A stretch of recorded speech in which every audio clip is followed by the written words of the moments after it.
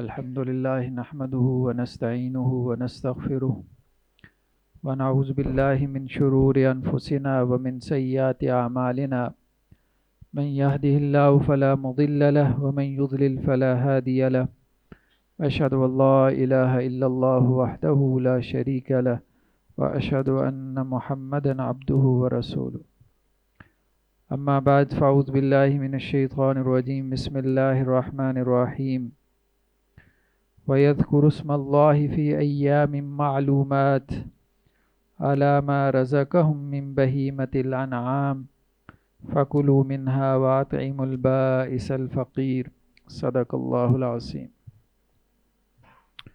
قرآن مجید میں کئی ایک مقامات پر قربانی کی عبادت کا تذکرہ ہے۔ کہیں پہ اس کے لیے نسک کا لفظ استعمال کیا گیا، وَلِكُلِّ أُمَّةٍ جَعَلْنَا مَنْسَكًا لِيَذْكُرُوا اسْمَ اللَّهِ عَلَيْهِ، ہم نے ہر امت کے لیے قربانی کا ایک طور طریقہ مقرر کر دیا۔ یعنی پچھلی قومیں بھی جو مسلمان امتیں وہ بھی قربانی کیا کرتی تھی، لیکن ان کا اپنا ایک طور طریقہ تھا۔ اسی طرح کہیں پہ نہر کا لفظ استعمال کیا، فَصَلِّ لِرَبِّكَ وَانْحَرْ، نبی صلی اللہ علیہ وسلم اپنے رب کے لیے نماز پڑھیں اور قربانی کریں۔ یہاں نماز سے مراد خاص طور پہ عید کی نماز، کہ پہلے آپ نماز پڑھتے ہیں پھر اس کے بعد آپ قربانی کرتے ہیں۔ اور نہر خاص طور پہ اونٹ کی قربانی کو کہتے ہیں، کیونکہ اونٹ کی قربانی ذرا مختلف انداز میں ہوتی ہے، جس کو نہر کہتے ہیں۔ یعنی اونٹ کو کھڑا کر کے اس کو جو ہے وہ ایک کٹ لگایا جاتا ہے، جس کٹ کے نتیجے میں اس کا بہت سا خون بہہ جاتا ہے، پھر جب وہ اپنے پہلو کے بل گرتا ہے تو پھر اس کو ذبح کیا جاتا ہے۔ اس کو نہر کہتے ہیں۔ عام جانور کو تو ویسے ہی آپ لٹا کے ذبح کر لیتے ہیں، اونٹ ذرا بڑا جانور ہے تو اس کے ذبح کرنے کا طریقہ ذرا مختلف ہے۔ اسی طرح قرآن مجید میں قربانی کا لفظ بھی استعمال ہوا۔ جب حابیل اور قابیل آدم علیہ السلام کے دو بیٹے، جب ان میں اختلاف ہوا تو انہیں کہا گیا کہ اپنے اس اختلاف کو حل کرنے کے لیے اللہ کی جناب میں قربانی پیش کرو۔ جس کی قربانی اللہ کے ہاں قبول ہو گئی تو وہ حق پر ہوگا۔ اور اس زمانے میں قربانی کیسے قبول ہوتی تھی کہ اللہ کی جناب میں قربانی پیش کرتے تھے تو آسمان سے ایک آگ آتی تھی اور اس قربانی کو کھا جاتی تھی۔ تو اذ قربا قربانا فتقبل من احدهما ولم يتقبل من الآخر، جب ان دونوں نے اپنی قربانی پیش کی تو ایک سے قبول ہو گئی اور دوسری کی قربانی قبول نہ ہوئی۔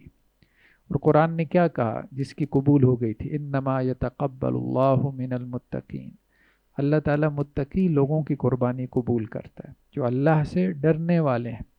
اس لیے اللہ عز و جل نے جب قربانی کا تذکرہ سورہ حج میں ایک اور مقام پہ کیا تو وہاں یہی بات کی، لَن يَنَالَ اللَّهَ لُحُومُهَا وَلَا دِمَاؤُهَا وَلَكِن يَنَالُهُ التَّقْوَى مِنكُمْ۔ دیکھو جب تم اللہ کے راستے میں قربانی کرتے ہو تو اللہ کو تو جانور کا نہ گوشت پہنچتا ہے نہ خون پہنچتا ہے۔ اللہ کو تو یہ گوشت ہم نہیں نہ پہنچا سکتے، اللہ کو تو گوشت کی ضرورت نہیں ہے۔ اللہ کو کیا چیز پہنچتی ہے؟ وہ تقوی، وہ ڈر، وہ خوف، وہ خشیت جو آپ کے دل میں ہوتی ہے۔ وہ قربانی کا جانور ذبح کرتے ہوئے اللہ کے ساتھ جو آپ کا تعلق ہوتا ہے، جو آپ کی نیت ہے، جو آپ کا اخلاص ہے، وہ اللہ عز و جل کو پہنچتا ہے۔ تو اپنی نیتوں کو خالص رکھو۔ تو قربانی کا لفظ جو ہے وہ قرآن نے اس کو بھی استعمال کیا، اور یہ قرب سے ہے۔ قرب سے، قرب تقرب کا لفظ ہم اردو میں بھی استعمال کرتے ہیں کہ میں فلاں کے قریب ہونا چاہتا ہوں، مجھے فلاں کا قرب چاہیے۔ تقرب اللہ، اللہ کے قریب ہو جانا۔ تو قربانی اس کو اس لیے کہتے ہیں کہ قربانی آپ کو اللہ کے قریب کر دیتی ہے، اللہ کے قریب کر دیتی ہے۔ تو نبی کریم صلی اللہ علیہ وسلم نے فرمایا نا کہ یوم النحر یعنی عید الاضحیٰ کے دن، قربانی والے دن، سب سے بڑا عمل قربانی کا عمل ہے جو انسان کو اللہ کے قریب کر دے۔ تو اس لیے اس کو قربانی کہتے ہیں۔ تو ایک بات تو یہ ہے کہ قربانی جو ہے وہ اللہ سبحانہ و تعالیٰ نے ہر امت کے اندر اس کو مشروع رکھا۔ بنی اسرائیل میں بھی تھی، یہود میں بھی تھی، اس کے علاوہ اگلی پچھلی امتوں میں تھی۔ حضرت ابراہیم علیہ السلام سے اس کا تصور چلا آ رہا ہے، اللہ نے ان سے قربانی مانگی تھی، بیٹے کی قربانی، حالانکہ اس سے پہلے نہیں ہوتی تھی قربانی۔ اس پہ بھی ہم انشاءاللہ سے نیکسٹ جمعے میں گفتگو کریں گے کہ اللہ نے یہ قربانی کیوں مانگی، بیٹے کی قربانی۔ انسانی ذہن جو ہے وہ اس کو قبول نہیں کرتا کہ اللہ تعالیٰ اتنی بڑی آزمائش میں ڈالیں گے کہ اپنے بیٹے کو ہی ذبح کر دو، تو اس کے پیچھے کیا مقصد تھا، کیا حکمت تھی، اس پہ اب انشاءاللہ اگلے جمعے میں گفتگو کریں گے۔ تو ایک بات تو یہ ہے کہ قربانی کرنا ہر امت میں مشروع رہا ہے، ہر امت کے اندر اس کا حکم رہا ہے، اور اس کی مختلف صورتیں، مختلف طریقے رائج رہے ہیں۔ اس امت میں بھی قربانی کی سنت کو جاری کیا گیا جو ابراہیم علیہ السلام کی سنت ہے۔ تو قربانی کے حوالے سے ہم کوشش کریں گے آج چند مسائل کو ڈسکس کریں، خاص طور پہ لوگ جن مسائل کے حوالے سے پریشان رہتے ہیں یا کنفیوژن کا شکار رہتے ہیں۔ سب سے پہلا مسئلہ تو یہ ہے کہ قربانی کی شرعی حیثیت کیا ہے، کیا قربانی فرض ہے، کیا قربانی واجب ہے، یا کیا قربانی سنت ہے۔ تو دیکھیں یہ علماء میں ایک اختلافی مسئلہ ہے۔ اکثر جو فقہا ہیں، جیسے آپ میں سے اکثر لوگ جانتے ہوں گے کہ ہمارے ہاں 4 فقہ معروف ہو گئیں، 4 مکتب فکر بن گئے، ایک امام مالک، ایک امام شافعی، ایک امام احمد بن حنبل اور ایک امام ابو حنیفہ۔ تو 3 فقہا کا کہنا یہ ہے، یعنی امام مالک، امام شافعی، امام احمد بن حنبل، یہ لوگ یہ کہتے ہیں قربانی سنت ہے، قربانی کرنا سنت ہے، یعنی جس کے پاس استطاعت ہے اس کے لیے بھی سنت ہے، یعنی سنت مؤکدہ، ایسی سنت جس کی تاکید کی گئی ہے۔ لیکن احناف کے ہاں یہ مسلک ہے کہ قربانی کرنا لازم ہے، جو بھی صاحب نصاب ہے، صاحب نصاب سے مراد یہ ہے، وہ یہ کہتے ہیں کہ جس کے اوپر زکوٰۃ فرض ہے، جو زکوٰۃ ادا کرتا ہے تو وہ قربانی بھی لازماً کرے گا۔ تو بہرحال ہمیں اللہ کے نبی صلی اللہ علیہ وسلم سے دونوں طرح کی روایات ملتی ہیں۔ زیادہ تر روایات میں انداز یہی ہے کہ قربانی کریں، بس اس کا یہ نہیں بیان کیا گیا کہ فرض ہے کہ نہیں ہے، بس کرو، بس اتنی سی بات ہے۔ حضرت عبداللہ بن عمر رضی اللہ عنہ سے کسی نے پوچھا کہ کیا قربانی لازم ہے، فرض ہے؟ تو انہوں نے کہا بھئی اللہ کے رسول نے قربانی کی، صحابہ نے بھی کی، ہم بھی کرتے ہیں۔ اس نے پھر سوال کیا، جی میں یہ پوچھ رہا ہوں کہ کیا قربانی فرض ہے؟ تو انہوں نے کہا بھئی میں تمہیں بتا رہا ہوں، قربانی اللہ کے رسول نے کی، صحابہ نے کی، ہم بھی کر رہے ہیں۔ تو صحابہ اس سوال کو جو ہے وہ اوائڈ کرتے تھے۔ اس کا مطلب یہی ہے کہ وہ عام طور پہ ان کے ہاں رجحان یہی تھا کہ بس قربانی کرنی چاہیے، آپ لوگوں کو اس کے اوپر اس کو ضرور فرض نہ بنائیں کہ لوگوں کو جو ہے وہ آپ ایک بوجھ کے اندر ڈال دیں۔ حضرت ایوب انصاری رضی اللہ عنہ فرماتے ہیں کہ اللہ کے نبی صلی اللہ علیہ وسلم کے زمانے میں ہم قربانی کر لیا کرتے تھے، کسی کو بکری میسر ہوتی تو وہ بکری کی قربانی کر لیتا، کسی کو گائے اونٹ میں حصہ میسر آتا تو وہ اس میں اپنا حصہ ڈال لیتا تھا۔ لیکن اب میں کیا دیکھ رہا ہوں، اب میں یہ دیکھ رہا ہوں کہ لوگ قربانی کے معاملے میں فخر کرنا شروع ہو گئے۔ فخر کرنے سے مراد ان کی یہ تھی کہ جی ہم نے 2 قربانیاں، ہم 4 قربانیاں کر رہے ہیں۔ تو اب تو ایک اور بھی انداز ہے جی، 70 لاکھ کا بیل، ٹھیک ہے جی، 80 لاکھ کا بیل، اور اتنا بڑا بیل، اور سوشل میڈیا پہ اس کی تصاویر بھی جو ہے وہ وائرل ہو رہی ہیں، اور اتنا بڑا بکرا جو ہے وہ جو انسان کے قد کا ہے۔ تو اسی طرح سے اونٹ لے آتے ہیں تو روزانہ اس کو پورے محلے میں گھماتے ہیں کہ جی ہم اونٹ کی قربانی کر رہے ہیں۔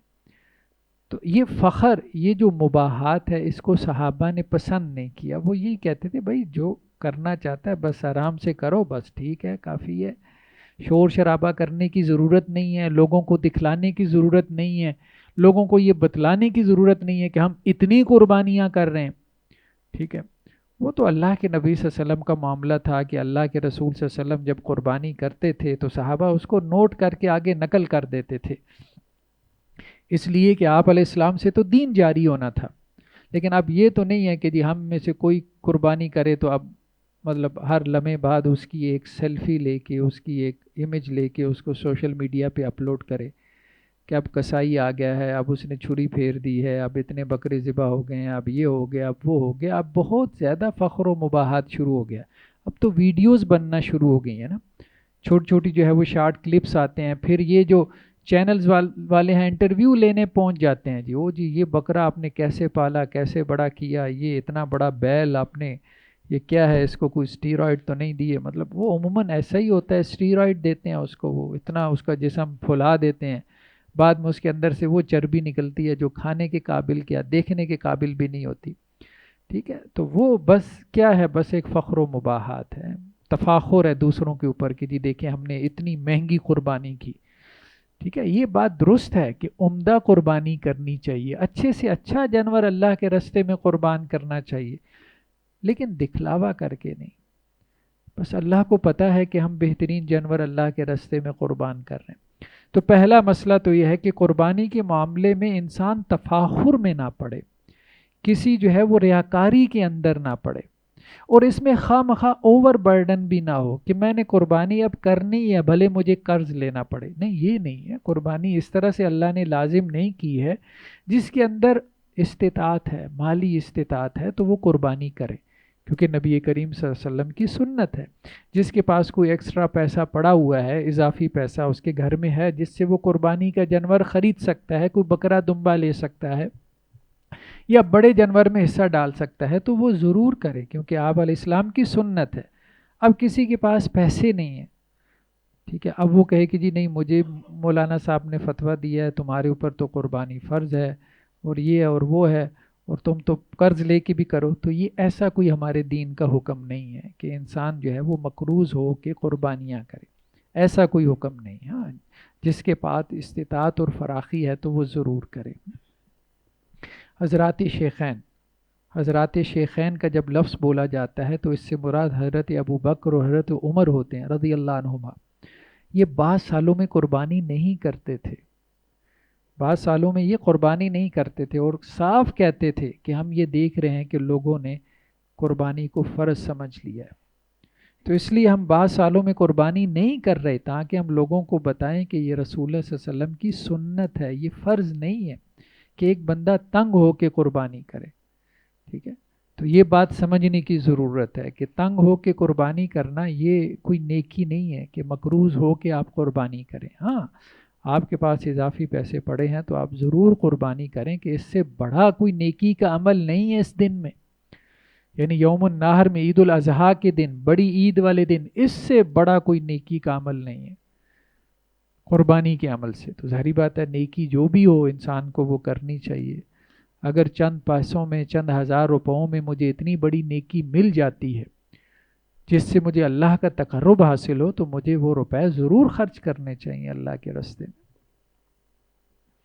دوسرا مسئلہ کہ کیا گھر میں ایک سے زیادہ لوگوں کو قربانی کرنی چاہیے یا ایک ہی بندے کی طرف سے قربانی جائز ہو جاتی ہے، سب کو کفایت کر جاتی ہے؟ تو صحابہ کرام سے ہمیں یہی ملتا ہے، اور وہ اسی بات کی تلقین کرتے تھے کہ گھر میں اگر ایک بڑا سرپرست، ایک ولی جو بھی ہے، والد ہے، کوئی بھی ہے، اگر وہ قربانی کر دے تو سب گھر والوں کی طرف سے وہ کفایت کر جاتی ہے، یعنی گھر میں ضروری نہیں ہے کہ چار چار لوگ قربانیاں کریں۔ ہاں اگر اب ضروری نہیں ہے، کہنے کا مطلب یہ کہ اگر کرنا چاہتے ہیں تو ٹھیک ہے کر لیں، ایک گھر میں اگر چار بھائی ہیں اور وہ کہتے ہیں کہ جی ہم سب نے قربانی کرنی ہے تو نیکی ہے، بس نیکی میں تو چلیں ٹھیک ہے، جتنی نیکی مرضی کر لیں، لیکن ہم یہ بات کر رہے ہیں کہ لازم نہیں ہے، لازم نہیں، بس یہ بات ذہن میں رکھنی چاہیے۔ تو حضرت ابو ایوب انصاری رضی اللہ عنہ کی حدیث ہم نے آپ کو سنائی، وہ یہ کہتے ہیں نبی کریم صلی اللہ علیہ وسلم کے زمانے میں ہم ایک بکری کرتے تھے اور تمام گھر کی طرف سے نیت کر لیا کرتے تھے۔ تو جب آپ ایک بکری تمام گھر کی طرف سے اس کی نیت کر لیں تو سب گھر والوں کو اس کا ثواب پہنچے گا۔ اور اللہ کے نبی صلی اللہ علیہ وسلم سے تو ہمیں یہ بھی ملتا ہے کہ اللہ کے نبی صلی اللہ علیہ وسلم جب قربانی کرتے تھے تو یہ الفاظ کہتے تھے کہ اللہ اس قربانی کو قبول فرما محمد صلی اللہ علیہ وسلم کی طرف سے اور محمد صلی اللہ علیہ وسلم کی جو ہے وہ آل کی طرف سے، یا محمد صلی اللہ علیہ وسلم کی امت کی طرف سے، یعنی آپ چاہیں تو پوری امت کو بھی جو ہے وہ اس ثواب میں شریک ٹھہرا سکتے ہیں۔ تو نیت جب بھی آپ کریں، قربانی کریں، تو اس میں اپنے گھر والوں کو بھی شامل کر لیں، انشاءاللہ سے ان کے لیے بھی جو ہے وہ اجر و ثواب ہے، ان کے لیے بھی اجر و ثواب۔ تیسرا مسئلہ یہ کہ جی قربانی کتنے دنوں تک جائز ہے؟ یہ ایک اختلافی مسئلہ ہے. عام طور پہ علماء یہ کہتے ہیں کہ 3 دن تک قربانی ہے، یعنی عید کے 3 دن، ٹھیک ہے، 10 ذی الحجہ، 11 اور 12. لیکن بعض علماء کا کہنا یہ ہے کہ 14 کو بھی آپ قربانی کر سکتے ہیں، کیونکہ 14 کو بھی حاجی منا میں ٹھہرتے ہیں. قرآن نے یہ بات کہی ہے نا کہ منا میں 2 دن ٹھہریں یا منا میں 3 دن ٹھہریں. تو بعض حاجی 12 ذی الحجہ کو واپس آ جاتے ہیں اور بعض 13 ذی الحجہ کو واپس آتے ہیں.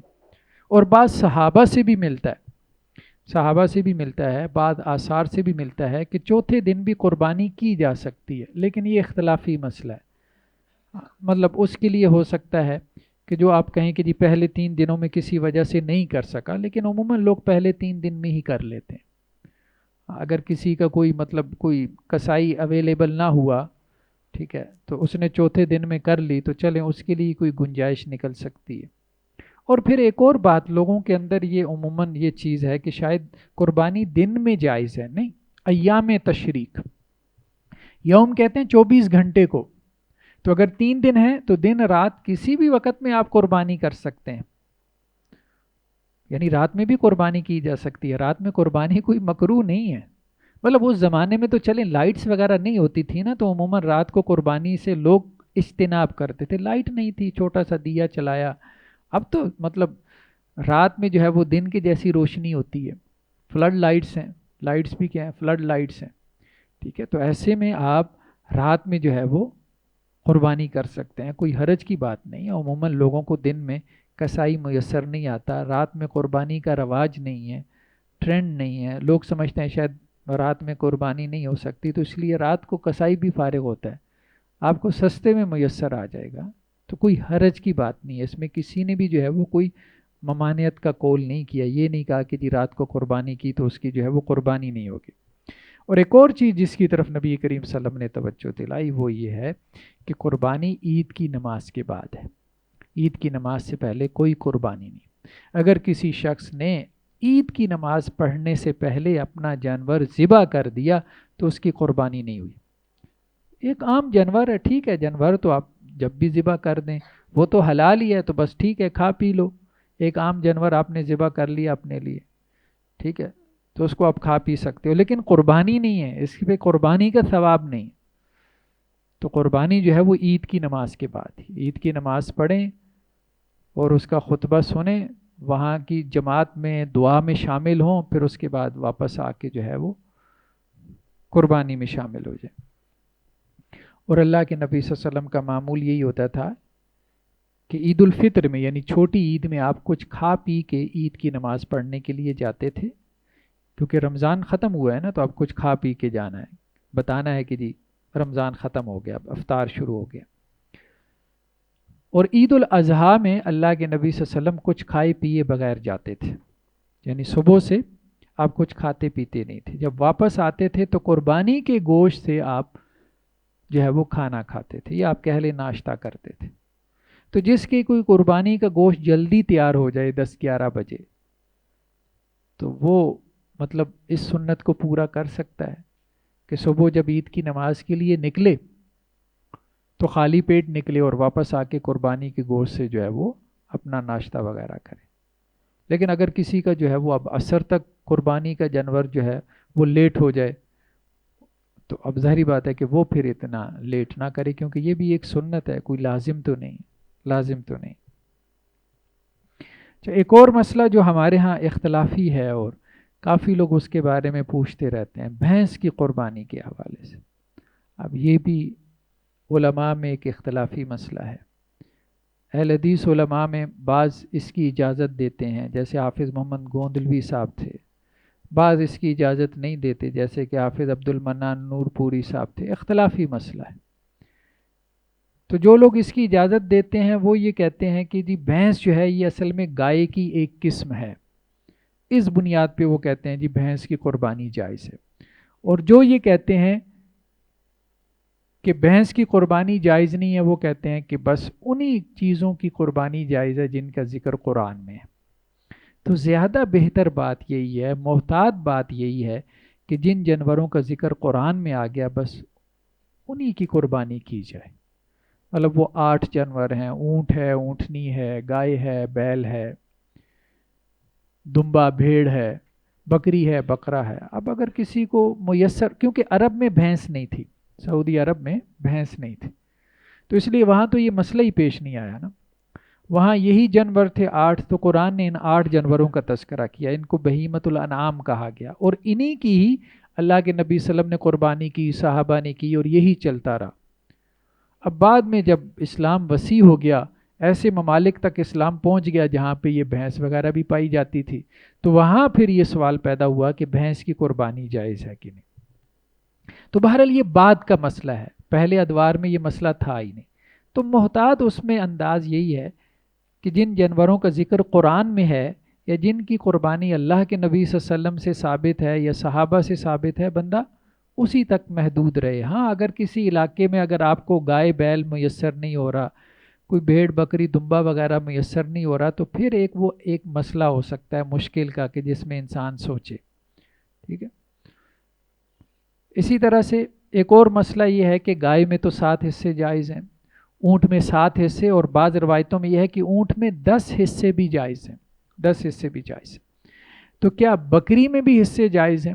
اس میں ہمیں ایک روایت ملتی ہے مسند احمد کی، کہ ایک صحابی جو ہے وہ یہ کہتے ہیں کہ جی میرے پاس اکیلے استطاعت نہیں تھی کہ میں ایک بکری خرید پاتا. ٹھیک ہے. تو میں نے ایسا کیا کہ اپنے اور دوستوں سے کہا کہ ہم مل کے ایک بکری خرید لیتے ہیں. تو ہم 7 دوستوں نے مل کے ایک بکری خریدی، اور اس کے بعد ہم نے وہ اللہ کے راستے میں جو ہے وہ قربان کی. تو اللہ کے نبی صلی اللہ علیہ وسلم کو اس بات کا علم ہوا، تو آپ علیہ السلام نے مطلب اس پہ خاموشی اختیار کی. تو مطلب اس کا بھی جواز ہے کہ اگر گھر کے اندر 2-4 افراد مل کے ایک بکری کو، مطلب اس میں حصے تو نہیں ہوں گے، ہم یہ بات نہیں کر رہے، 2-4 افراد مل کے ایک بکری خرید لیں اور اس کو اللہ کے راستے میں قربان کر دیں. تو وہ صحابی یہ کہتے کہ ہم نے بھی یہی کام کیا، مطلب کسی نے ایک ٹانگ پکڑی، کسی نے دوسری ٹانگ پکڑی، کسی نے تیسری، کسی نے چوتھی، کہ ہم یا اللہ ہم سب سے. اصل چیز اخلاص ہے کہ یا اللہ اب ایک کے پاس تو استطاعت نہیں تھی، 7 بندوں نے مل کے ایک جانور کر لیا، آپ اس کو قبول کریں. تو اللہ کے ہاں تو اب ظاہری بات ہے کہ اللہ تعالیٰ تو بہانے ڈھونڈتے ہیں کہ اللہ تعالیٰ آپ کی عبادت کو قبول کریں. اور دوسری بات یہ کہ اللہ کے نبی صلی اللہ علیہ وسلم قربانی کا جانور خود ذبح کرتے تھے، تو یہ بھی ایک سنت ہے، اس سنت پہ بھی عمل کرنا چاہیے. مطلب چھوٹا جانور تو کوشش کریں، بکری ہے، بکرا ہے، انسان خود ذبح کرے. چلیں بڑا جانور انسان ذرا اس سے گھبرا جاتا ہے، ٹھیک ہے، گائے بیل وغیرہ سے یا اونٹ وغیرہ سے، لیکن چھوٹا جانور تو انسان خود ذبح. اللہ کے نبی صلی اللہ علیہ وسلم نے حجۃ الوداع کے موقع پہ 63 اونٹ اللہ کے نبی صلی اللہ علیہ وسلم نے نہر کیے، 63. اس کے بعد پھر جب آپ کے اوپر تھکاوٹ طاری ہو گئی تو کل 100 تھے. تو اللہ کے نبی صلی اللہ علیہ وسلم نے حضرت علی سے کہا، تو بقیہ جو 37 تھے وہ حضرت علی نے کی. تو ان لوگوں میں تو ایسی جو ہے وہ آپ کہہ لیں طاقت تھی، انرجی تھی. آج ہمیں جو ہے وہ ایک مرغی ذبح کرنا بھی مشکل لگتا ہے، اور ہمارے بچے بھی جو ہے وہ وہاں کھڑے ہو جائیں تو وہ ڈر جاتے ہیں، بھاگ جاتے ہیں خون دیکھ کے. تو کہنے کا مقصد یہ ہے کہ بچوں کا بھی وہاں پہ حاضر ہونا، ٹھیک ہے، اور خود سے انسان کا بھی وہاں پہ حاضر ہونا، یہ بہت ضروری ہے، تربیت کے لیے بہت ضروری ہے. اب تو ایک عجیب رواج پہ چل پڑا ہے، مطلب بہت ساری ایسی کمپنیز ہیں وہ یہ آپ کو کہنا شروع ہو گئی جی آپ کا حصہ جو ہے وہ بنا بنایا آپ کے گھر پہنچ جائے گا. دیکھیں وہ حصہ تو آپ، وہ جو گوشت ہے وہ تو آپ مارکیٹ سے بھی خرید سکتے ہیں، بنا بنایا صاف ستھرا کسی بھی جو ہے وہ شاپنگ مال سے آپ کو مل جائے گا، وہ تو آپ سال بھر میں خریدتے رہتے ہیں. قربانی کا مقصد یہ نہیں ہے کہ وہ گوشت ہمارے فریزر میں آ جائے اور ہم اس کو مہینہ 2 مہینہ استعمال کر لیں. تو اس لیے قربانی کے جانور کو خرید کے گھر میں لا کے رکھنا، 1 آدھ ہفتہ بچے اس کے ساتھ مانوس ہوں، بچے اس کے ساتھ کھیلیں، پھر اس جانور کو ذبح کرنا اور بچے اس کو دیکھیں، آپ اس کو دیکھیں، یہ سارا وہ عمل ہے جو آپ کے اندر اللہ کا تقرب پیدا کرتا ہے. کہ انسان سوچتا ہے کہ یا اللہ اس جانور کا خون بہا دیا تو کبھی ہمارے خون کی ضرورت پڑی آپ کے دین کے لیے تو وہ بھی حاضر ہے. ٹھیک ہے. تو یہ سارا ایک پروسیس ہے نا، اس پروسیس سے ہمیں گزرنا چاہیے، اس پروسیس سے ہمیں گزرنا ہے. جس چیز کے ساتھ کوئی قلبی لگاؤ اور تعلق پیدا ہو جائے گا اس کو اللہ کے راستے میں قربان کریں گے تو کوئی دل پہ چوٹ پڑے گی نا. یا اللہ کے ساتھ تعلق محسوس ہوگا. ایک جانور دیکھا ہی نہیں ہے، بس گائے، جی آپ کے گائے میں حصہ آ گیا، اب وہ آپ کا حصہ شاپروں میں آپ کے گھر بھی پہنچ گیا، آپ نے نہ وہ گائے دیکھی، نہ آپ نے اس کو ذبح ہوتے دیکھا نہ. تو اب یہ ہمارے یہاں بہت کچھ چیزیں آٹو پہ چلی گئی ہیں.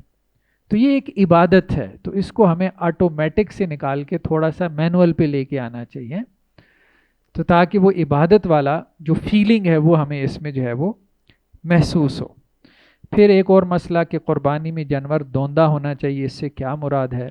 لیکن دوندے سے مراد یہ ہے عام طور پہ، اب جیسے چھوٹا جانور ہے، بکرا بکری ہے، تو اس میں دوندے سے مراد یہ ہے کہ 1 سال کا ہو، یا سامنے کے اس کے 2 دانت ہوتے ہیں وہ گر جاتے ہیں، اس کی جگہ 2 نئے دانت آ جاتے ہیں، اس کو دوندا کہہ دیتے ہیں.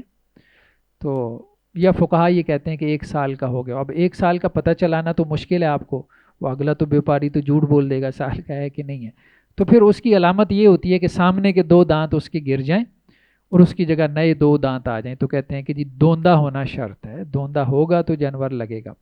لیکن بھیڑ کے اندر کہا گیا کہ 6 ماہ کا بھی ہو بھیڑ یا دمبا تو وہ چل جائے گا، لیکن بکرا اور بکری وغیرہ میں دوندا ہونا جو ہے وہ یہ شرط ہے. قربانی کے جانور کی تقسیم، اس میں عام طور پہ قرآن کا تو انداز یہی ہے جو آیت پڑھی گئی کہ خود بھی کھاؤ، غریب اور مسکین کو بھی کھلاؤ. ہاں علماء نے یہ تقسیم کی ہے کہ 3 حصے کر لیں، لیکن وہ 3 حصے کرنا ضروری نہیں ہے، آپ اس کو آگے پیچھے بھی کر سکتے ہیں. 3 حصوں میں یہ ہے کہ ایک اپنے لیے رکھ لیں، ایک غربا مساکین میں تقسیم کر دیں، ایک رشتہ داروں کے لیے رکھ لیں. قربانی کی کھال کسائی کو اجرت پہ دے سکتے ہیں؟ نہیں، کسائی کو اجرت پہ نہیں دے سکتے، ویسے آپ صدقہ خیرات کرتے ہیں. میت کی طرف سے قربانی جائز ہے؟ ہاں جائز ہے. حضرت علی رضی اللہ عنہ نبی کریم صلی اللہ علیہ وسلم کی دنیا سے جانے کے بعد آپ علیہ السلام کی طرف سے قربانی کیا کرتے تھے. ٹھیک ہے، تو اس لیے آپ کے جو آباء و اجداد گزر چکے ہیں، اپنے والد کی طرف سے آپ قربانی کریں، اپنی والدہ کی طرف سے کریں، تو یہ نفلی صدقہ ہے، انشاءاللہ سے ان کو ثواب پہنچے گا. ٹھیک ہے. آج کل ایک اور چیز، بس آخری چیز جس کی طرف جو ہے نا ہمارے ہاں کچھ لوگ سوشل میڈیا کے اوپر، خاص طور پہ جو لبرل طبقہ ہے وہ یہ باتیں بہت کرتا ہے، جی وہ اتنا خون بہاتے ہیں مسلمان قربانی والے دن، یہ خون بہانا کوئی اچھی بات تو نہیں ہے، اتنے جانور. تو بات یہ ہے کہ یہ جو بھی آپ میکڈونلڈ کے برگر کھاتے ہو، KFC کے، تو یہ خون بہائے بغیر تو نہیں نہ آتے، مطلب مرغی ذبح ہوتی ہے، خون بہتا ہے، پھر اس کے بعد آپ کو برگر کھانے کو ملتا ہے. تو جو بھی آپ چکن وغیرہ بازار سے خرید رہے ہو تو خون بہنے کے بعد ہی آپ کے پاس آ رہا ہے. پھر یہ ہے کہ جی نہیں آپ ایسا کریں، قربانی اتنی کرنے کی کیا ضرورت ہے، آپ کسی غریب کو واٹر کولر کیوں نہیں لگوا دیتے، آپ یہ کیوں نہیں کر دیتے، کسی غریب لڑکی کو جہیز کیوں نہیں بنوا دیتے، آپ یہ کیوں نہیں کر دیتے. اب انہی کو بندہ کہے کہ بھائی آپ کو یہ واٹر کولر جو ہے وہ صرف قربانی کے دنوں میں یاد آتا ہے، بھائی یہ ایک عبادت ہے. ٹھیک ہے، واٹر کولر بھی لگوانا چاہیے، ٹھیک ہے، صدقہ خیرات وہ بھی کرنا چاہیے، پانی کا صدقہ کرنا وہ بھی نیکی ہے. تو ان لبرل لوگوں سے، ان سیکولر لوگوں سے اگر یہ کہا جائے کہ یہ جو تم نے 16 Pro Max آئی فون خرید لیا ہے، تو اس کی جگہ اگر ایک کے بجائے کتنے 5-7 واٹر کولر آ جائیں گے، اگر وہ لگوا لیا جائے تو کیا یہ اچھی بات نہیں ہے؟ تو اس کے منہ کے تاثرات دیکھنے والے ہوں گے. یعنی ہر لگژری آئٹم جو ہے آپ کو اس کے ہاتھ سے لے کے اس کی گاڑی، اس کے گھر، اس کا پہننا اوڑھنا، ہر لگژری آئٹم آپ کو نظر آئے گا، وہاں اس کو واٹر کولر یاد نہیں آتا. لیکن جب کوئی عبادت کی بات آتی ہے تو اس کو جو ہے وہ غریب مسکین یاد آ جاتے ہیں کہ جی آپ یہ چھوڑیں، قربانی کرنے کی کیا خون بہانا کوئی اچھی بات نہیں ہے، اب آپ جو ہے نا واٹر کولر لگوائیں. بہرحال یہ ہے کہ یہ اللہ کے نبی صلی اللہ علیہ وسلم کی سنت ہے، اللہ تعالیٰ کا حکم ہے، بس یہ ہے کہ ہمیں قربانی کرنی چاہیے، اور اس میں غریب کا فائدہ ہے.